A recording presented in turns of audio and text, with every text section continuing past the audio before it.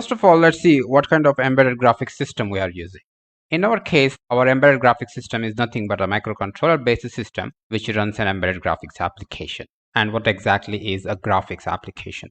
So in our case, what we can say is a microcontroller based interactive application which may involve any of the below components to display on the display device. So embedded graphics system usually has a microcontroller system which also involves display module, and a microcontroller based interactive application which may involve colors for the text, colors for the background, layer color, etc. And the application may display different shapes like circles, lines, boxes on the display module. The application may involve manipulating various images, showing different text, and producing various graphical effects like scrolling, sliding, pressing of a button, release of a button, and it may also consist of a couple of widgets like buttons, checkboxes. Application could be a video application where you see streaming of a video on the display module. It could be a 3D application where it manipulates the 3D images, displays the 3D images, or it could be a gaming application. Now, to run such graphics application, we need a hardware, right? And our hardware system, as I said, it's a microcontroller based system. In our case, it will be very simple. So there will be a microcontroller, which we can also call it as a host, and the microcontroller board is connected to the display module. What you're seeing here is a simple microcontroller based graphics system. This much is sufficient to run most of the embedded graphics application. So the display and the microcontroller board is obviously connected with some interface. We'll explore that interface later. There are different interface techniques like parallel interfacing, serial interfacing, etc. And in the market, there are different display modules are available based on the technology used to lit the pixels of the display. I mean, there are LCD displays, there are LED displays, plasma displays, OLED displays, etc. In this course, we'll be using LCD display modules. In LCD itself, there are various variants like TFT, IPS, etc. We don't care whether the LCD module is TFT or IPS. We just use an LCD display module. This is a simple embedded graphics system, what we'll be using in this course. Now let's see some of the essential parts of the embedded graphics system. There is a display module and a picture is shown. How the display module is able to show that image? It's because that image information is stored in the microcontroller. There is a microcontroller and it has got a permanent memory or a persistent memory called flash. In that flash, the image details are actually stored. How image details are stored? Obviously, you have to convert the image into stream of bytes. We'll see that later, how to convert an image into stream of bytes. Then you can store that in the flash, and then the microcontroller can send those image information, also called as pixel information, over the interface to the display module. So the display module has its own circuitry based on some controllers. The display module contains a controller, or you can also call it as a display driver chip.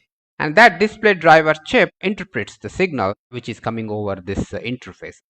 And then the display driver chip, which is present on the display module, controls the pixels of the display to show different colors or information which is being sent from the host. So that doesn't mean that this microcontroller should keep rendering this image data indefinitely. I mean, what happens if microcontroller stops rendering this image data? There could be two possibilities. One, if the display device has its own buffer to store the data sent by the microcontroller, then this continuous rendering of image data is not required. Some display module may have that capability, like they may have its own frame buffer or a buffer, a memory area where it can store the pixel data sent by the microcontroller. Some display module may not have that capability. When the display module doesn't have that capability, then the microcontroller may keep rendering the image data to the display. So such scenarios are possible. I mean, we'll see in later part of the course how all these things work. If you are confused, don't worry. The goal of the slide is to tell you that, so if you want to show an image on the display module, then you have to convert that image into a stream of bytes, and you should store it somewhere in the microcontroller's memory, like flash memory or RAM. And then you just have to stream those bytes over the microcontroller's interface to the display module, and display module has a driver chip which interprets the signals, and it controls the pixels of the display to show that information on the display. Let's move forward. Now let's discuss what are the important parts of the embedded graphics system. First of all, you should have a microcontroller, which is also our host, and a microcontroller consists of predominantly three important units, like a processor which executes your code, and that means it executes your application. It also updates the frame buffer. What is a frame buffer? So we'll see that in depth later, but for a time being, what I can say is a frame buffer is nothing but a memory area which holds the pixel values of the frame to be updated on the display. Here, as you can see, that this image is stored in the flash. So that's why the memory area which holds this image information can be called as a frame buffer, because this memory area holds the pixel values of this image in terms of bytes. We'll see later what exactly is a pixel and how to represent a pixel in binary and how many bytes a pixel consumes. All these things we'll understand later. Pixel is nothing but it's a minute information of an image. Most of the time, the frame buffer is not stored in the flash. So if you are sure that your frame buffer is static, I mean the contents of the frame buffer is never going to change, then you can keep the frame buffer in the flash. But most of the time, that will not be the scenario. In most of the scenarios, we have to keep modifying the contents of the frame buffer, I mean this memory area. That's why it would be good if we keep the frame buffer in the RAM instead of flash, because any bytes of the RAM can be changed at any time instantly. But flash is different. They have to be programmed in block. So you have to do the erase operation first, and then you have to do the write operation, and it is very slow compared to RAM. That's why in most of our interactive application, we will be changing what we are going to display on the display module. We have to show different images, different effects, different colors. You have to keep manipulating this frame buffer, I mean a memory area where it holds the pixel values to be displayed on the display device. Now let's get back to the previous slide.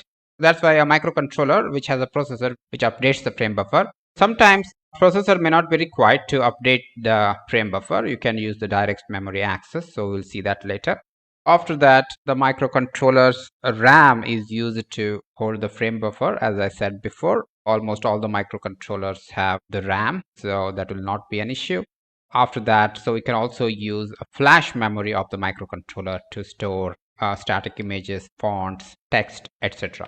After that, another important part of the embedded graphics system is the display module. A display module mainly consists of two things. First of all, the display glass, where you see the graphics or where you see the colors. And the display module has a driver chip. What this driver chip does is, for example, if the display is LCD, then LCD driver chip, you can call something like that, or LED driver chip, OLED driver chip. Basically, it interprets the signals sent by the host, generates the required electric signals and voltages to lit the pixels of the display panel. Now let's move forward. Now let's see some other important parts of the embedded graphics system. Display controller, or LCD controller in short. This is usually present at the host side, and it generates display timing related signals, and it transmits the pixel data over the interface. In STM32 microcontroller, there is a peripheral called LTDC, which stands for LCD-TFT display controller. This is inside the microcontroller. Basically, it's a bus master. So this is a bus master.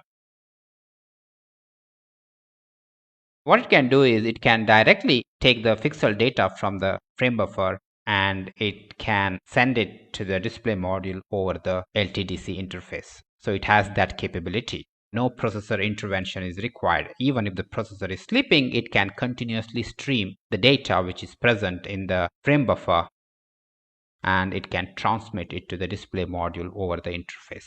LTDC, which is nothing but a display controller peripheral present inside the microcontroller. We are going to use this peripheral in the next example. And the embedded graphics system may also consist of external memories like external flash or external RAM.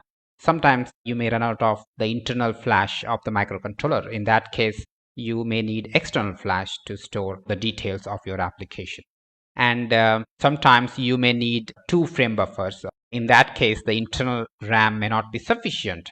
That's why sometimes it is required to place the frame buffer in the external RAM instead of the internal RAM, because there may not be much space left in the internal RAM. After that, you may also use already available graphics stack or graphics libraries in your application, like LVGL or Touch Graphics or Touch GFX. These are graphics middleware, or you can also call it as graphics libraries, which will be helpful when you want to build a complex interactive graphics application. In later examples, we'll see how to use other third-party libraries. After that, there are also the user interface designer tools are available. So by using which you can create an interactive UI application for your project. It just auto generates all the code for your interactive application. So the interactivity you can define using the designer tool itself. And after that, touch sensing. To sense the touch, you need a touch panel, like a resistive touch panel or a capacitive touch panel. And there should be a touchscreen controller. A touchscreen controller senses the touch panel, and it converts that touch to some digital data or something, and then it informs the host. For the interactive UI application, touch sensing is also important. This is also one of the important part of the embedded graphics system. And direct memory access capability. Most of the microcontrollers have this feature, the DMA capability. The DMA capability can be used to transfer frame buffer to display without the intervention of the CPU. I just mentioned about LTDC. LTDC has that capability. It's a bus master, so it can do the direct memory access. And the DMA also helps us to transfer graphics details from flash to frame buffer without the intervention of the CPU. We'll see all these things when we do some exercises. So if you are confused, don't worry, it's normal. While doing exercises, many things will get cleared. In the next course, I will explain what kind of hardware you can use for this course if you want to try some graphics application. I'll see you in the next lecture.